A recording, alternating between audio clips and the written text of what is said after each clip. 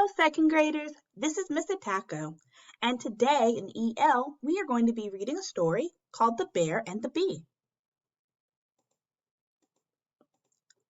We'll be beginning a new module today, but we'll actually be learning about the same topic as before, pollinators. I want you to take a second and think, what have you learned about pollinators? And how do pollinators help us? You might have remembered that these animals/insects are pollinators. Things like hummingbirds, butterflies, bees, beetles, and wasps. They move pollen around and help make the food and plants we enjoy. We will be reading many fiction stories about pollinators. Fiction has characters, a setting, and a story with a beginning, middle, and end. This is different from nonfiction because nonfiction is all about true facts. That's where we see text features such as a table of contents, photographs, heading, charts, things like that. Let's read a story called The Bee and the Bear. As I read, think about the question below. How did the little pollinator make a big difference? You can also click here to watch the story and see some pictures and vocabulary in Spanish. The Bear and the Bee.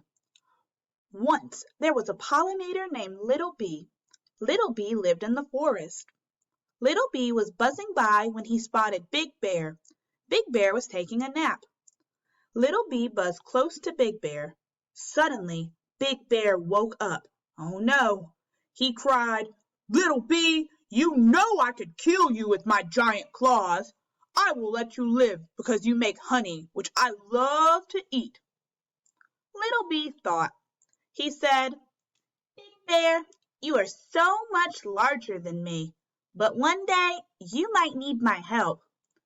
Big Bear laughed, ha ha ha, and said, "You are tiny. How could a silly little insect ever help a powerful creature like me?"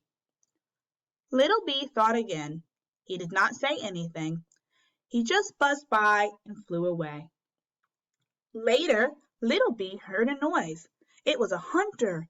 He had a bow and arrow and was ready to shoot Big Bear. Immediately, Little Bee flew to the hunter and buzzed in his ear. The hunter was scared. He cried, "Leave me alone," and ran away. Big Bear cried, "Little Bee, you saved my life. Thank you." Little Bee said, "I promised you I would help you. I am little, but I can do great things too." Central message. Although they may seem unimportant, small deeds can make the world a better place. Stop and think. What happened in the story? How did the pollinator make a big difference? We know the bear let the bee live, and the bee saved the bear by scaring away the hunter. That pollinator made a big difference because that little bee saved the bear. The story I just read is called a fable. A fable is a short tale, a short story that teaches a lesson. A similar type of story is called a folk tale. A folk tale is a story that's been passed down among generations of people. That means it was passed down from your great-great-grandparents to your great-grandparents to your grandparents to your parents to you. Fables, we a lot of times see animals that act like people. We see only a couple of characters, and we almost always see a moral or a lesson. Now that we've read the story, we can use story elements to understand and recount or retell it. Recount means you're telling about the story again with only the most important details. Story elements are things such as the setting, the characters, that's what we normally see in the beginning. In the middle, we'll see story elements like the problem and how the characters respond. At the end, we'll see story elements like the solution. And because we're reading a fable, one more story element we're going to have is the lesson, thinking about what we learned. Remember, the setting is where the story takes place. The characters are the person or animal that the story is about. The problem or challenge is something difficult that the characters struggle with, something that's hard for them to deal with. The response to the problem is how the characters react. That means what do they do, say, or think. For example, if my problem was that it was raining outside, my response might be to take an umbrella. That's what I did. At the end, we have the solution. That's how the problem is fixed. Watch me model how to complete the story element sort that you guys are going to do in just a second. You will be completing a story element sort on the bear and the bee. When you look at your page, it looks like this. It has each of the story elements we just talked about, and it even has a little hint up here. Hint, there are 2 problems, 2 responses, and 2 things that happened at the end. Remember that Little Bee and Big Bear each have their own problems. When you're completing your sort, you'll click on a box, let's say Little Bee, and you'll drag it to the right area. Little Bee. I know that was an animal that was in the story. Oh, that's right. Little Bee is one of the main characters. I drag it and I drop it. It's okay if when you're trying to do your sort, if some of the boxes kind of go off the side like this, that's just fine.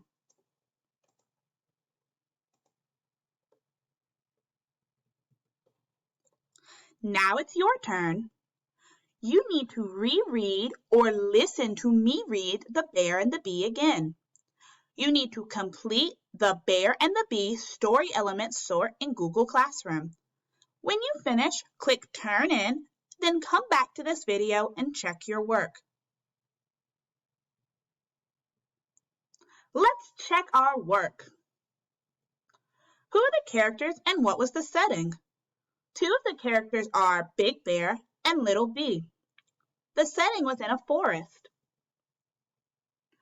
What is the problem or challenge of the story? Remember I said there are 2. So Little Bee's problem is that he buzzed way too close to Big Bear and woke Big Bear up. Big Bear's problem was that he was going to get shot by a hunter. How did they respond? Well, when Big Bear got woken up by Little Bee, he said, "I could kill you with my giant claws," but he decided to let him live instead. When Little Bee saw that the hunter was going to kill Big Bear, he buzzed to the hunter's ear and made him go away.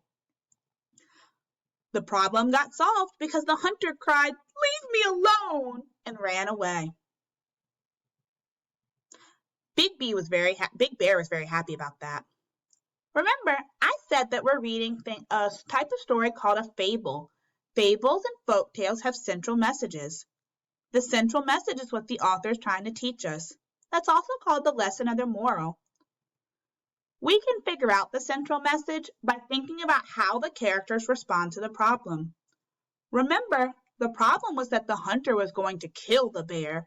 The solution was that the bee scared the hunter away and saved the bear. The central message, or lesson/moral, is that small things can make a big difference. Even though Little Bee was really small, he made a big difference for Big Bear because he saved Big Bear from getting killed. All right, friends, in our next lesson, we're going to read another story about a pollinator, a hummingbird, who also tries to make the world a better place.